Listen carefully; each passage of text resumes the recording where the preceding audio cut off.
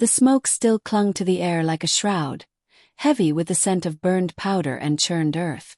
Clara Whitfield pressed her back against the rough bark of a half-splintered oak, her heart drumming in her chest. She'd come looking for the herbal plants that sprouted early near the streams, not the chaos she'd stumbled into. But the war had a way of ignoring a person's intentions. The battlefield lay just beyond the ridge, now silent except for the moan of the wind and the distant calls of crows. Moments ago she'd heard musket fire and shouting, now there was only the echo of it in her ears. Clara tightened her shawl around her shoulders, hoping to slip past unnoticed and make her way home before nightfall. That was when she saw him. At first, she thought it was just another fallen soldier, one of many scattered in the mud and frost. But then his hand moved. Barely. A twitch of fingers clutching at the earth. Clara froze, torn between fear and instinct. He was lying on his side near a ditch, his coat torn and soaked dark with blood. A man in a dark blue Continental uniform. She crept closer, her breath forming small clouds in the cold air. His face was pale beneath streaks of dirt, and his eyes were half-lidded. "Sir," she whispered, as if speaking too loudly might bring the enemy back. His lips moved but no sound came. Clara dropped to her knees beside him, slipping her arms under his shoulders. He was heavier than he looked, far too heavy for her small frame, but she gritted her teeth and pulled. Her boots sank into the mud with every step backward, dragging him inch by inch toward the shelter of the trees. Somewhere in the distance, the faint jingle of bridles and the muffled clop of hooves reached her ears. British patrol. Her pulse quickened. She crouched low, tugging the man off the open ground and into the shadow of a thicket. As she shifted his weight, her hand brushed against the satchel strapped across his chest. It was fastened tight, the leather worn and scratched. She thought of unbuckling it, if only to make him easier to move, but something about the way his hand still clutched at it, despite his weakness, made her hesitate. "Not here," she murmured to herself. She needed to get him away, somewhere safe before the soldiers arrived. It took nearly half an hour to reach the shallow ravine that marked the edge of the woods behind her village. Her arms trembled, her skirts were soaked with mud, and her breath came in ragged gasps. When she finally lowered him against a tree trunk, his head lolled to the side, but he was breathing, shallow yet steady. From the road beyond the trees came the sound of voices, English voices, sharp and searching. Clara's stomach tightened. She had no idea who this man was, why he was here, or what he carried in that satchel. But something deep in her gut told her that leaving him behind wasn't an option. She adjusted her grip on his arm. "Come on, sir," she whispered, her voice firm despite her racing heart. "We're not stopping here."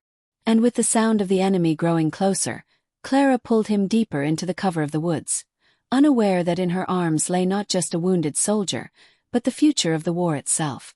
By the time Clara reached her small cottage at the edge of the village, her arms felt like lead and her back ached from the effort. The stranger's head rested against her shoulder, his breath warm but faint. She pushed the door open with her hip, glancing quickly over her shoulder. The road was quiet, but she didn't trust the quiet. Not tonight. Inside, the familiar scent of dried herbs and hearth smoke wrapped around her. She guided him toward the trapdoor in the kitchen floor, the one leading to the shallow root cellar where she stored vegetables and medicine. It wasn't meant for people, but it was the safest place she could think of. "I'll be right back," she whispered, though she doubted he could hear her. She fetched a blanket from her bed, then eased him down the narrow ladder, step by step, his weight pressing against her. The cellar was cool and dim, the earthen walls lined with shelves. She laid him on a pile of burlap sacks and covered him, tucking the blanket around his shoulders. For a moment she allowed herself to look at him, really look. His uniform, though dirty and torn, was well made, and his boots were sturdy but scuffed from long marches. His face bore the kind of sharpness that didn't come from hunger or hardship, but from discipline. And always, her eyes came back to that satchel, still strapped across his chest. The thought of opening it tugged at her curiosity, but she turned away. If he woke and found her rummaging through his belongings, he might never trust her. The sun had dipped below the horizon by the time she stepped outside to fetch water from the well. That was when she heard them, horses. Several of them, their hooves crunching on the frozen dirt road. She froze, bucket in hand, as a column of riders emerged from the darkness. At their head rode a man in a long dark coat, his posture rigid, his eyes scanning the village like a hawk surveying a field. Major Nathaniel Briggs. Clara had heard his name in hushed tones before. Some called him a loyalist officer, others a British agent. Either way, people kept their distance. The riders slowed near the green, where the village elders had gathered. Briggs dismounted, speaking in low, clipped words. "We are looking for a Continental officer, wounded, perhaps carried off the field. He is in possession of materials belonging to the Crown. I suggest you speak plainly." Clara's pulse hammered in her ears. She lowered her head and moved quickly back toward her cottage, careful not to draw attention. Inside, she bolted the door, pressing her back against it. The stranger below stirred faintly, a muffled groan escaping his lips. Kneeling by the trapdoor, she whispered, "Stay quiet, please." Outside, the sound of boots approached, slow, deliberate steps on the frozen ground. Briggs's voice was closer now, speaking to someone just beyond her fence. Clara's hand rested on the latch of the trapdoor, torn between shielding the man below and the urge to flee. She still didn't know his name, his purpose, or why Briggs was willing to send armed men into the night for him. But she knew one thing: if they searched her house tonight, both of them would be in more danger than she could imagine. The knock came just after midnight, 3 hard raps that made Clara's stomach twist. She had been sitting at the table, a candle burning low, every creak of the cottage settling making her flinch. Down below in the root cellar, the wounded man, still nameless to her, shifted restlessly in his sleep. The knock came again, this time followed by a voice. "Miss Whitfield," a man called, his tone smooth, but with an edge that cut through the stillness. "This is Major Briggs. We're conducting a search for a fugitive soldier. Open the door." Her mind raced. She could claim she'd been asleep, that she hadn't seen anyone, but would they believe her? She rose quietly, taking the candle and moving to the trapdoor. Sliding it open just enough to see him in the dim light, she whispered, "You mustn't make a sound. Do you understand?" His eyes opened, hazy but sharp enough to catch the fear in hers. "Where am I?" His voice was rough, barely a whisper. "In my home," she murmured. "And if you want to live, you'll keep quiet." She shut the trapdoor and pulled a small rug over it just as the pounding grew louder. When she unlatched the door, Briggs stood there flanked by 2 soldiers.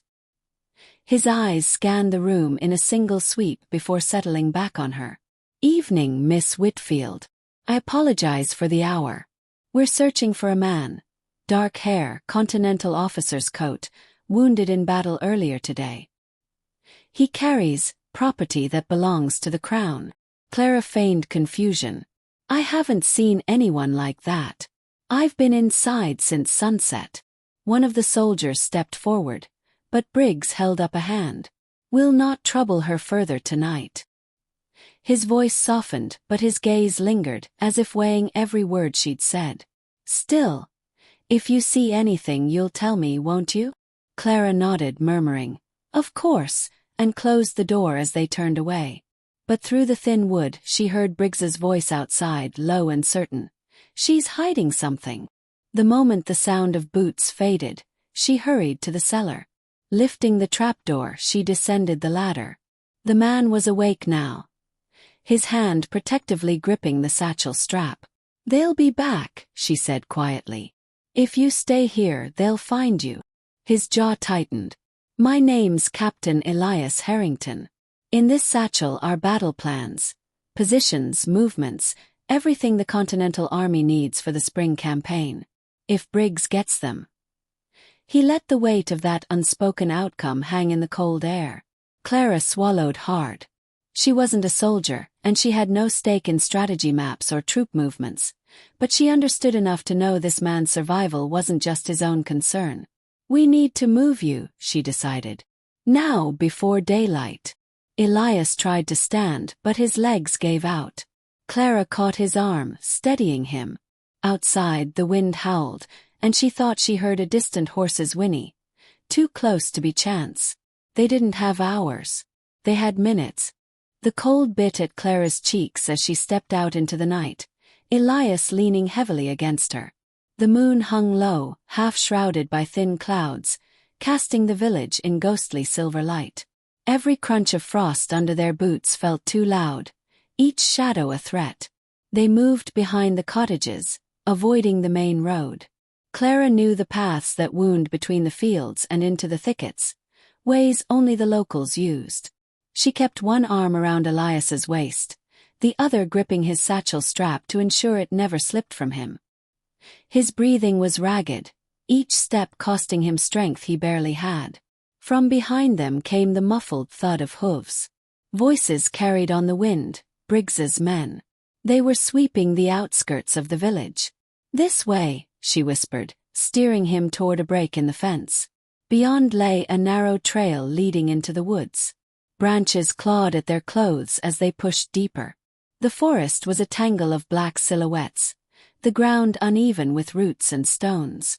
Elias stumbled, and Clara nearly went down with him, but she pulled him upright. "You have to keep moving," she urged. "We're close to the marsh. Once there, they can't follow easily." The sound of pursuit grew clearer. Snapping twigs, the jingle of gear. Briggs's voice rang out, sharp and commanding. "Spread out. They're here somewhere." Clara's mind raced. The marsh lay ahead, but to reach it they'd have to cross an open stretch where the trees thinned. She guided Elias to a fallen log and crouched beside him. "We wait until they pass on the other side," she murmured. But Briggs was clever. His men fanned out in both directions, closing in. Soon, torches bobbed between the trees, the glow crawling nearer. Clara took a deep breath. "Can you run if you have to?" Elias gave a faint smirk despite his exhaustion. "I can try." She yanked free the small oil lamp she'd carried earlier and struck a spark. Within seconds, dry leaves at the base of a pine flared to life. The fire caught quickly, licking upward. The sudden blaze cast dancing shadows across the woods. Shouts erupted. "Fire! Over here!" Several soldiers veered toward it, their attention split. Clara seized the moment, hauling Elias toward the marsh. They broke from the trees into the open stretch, the wet earth sucking at their boots. Mist curled low over the ground, masking them in pale vapor.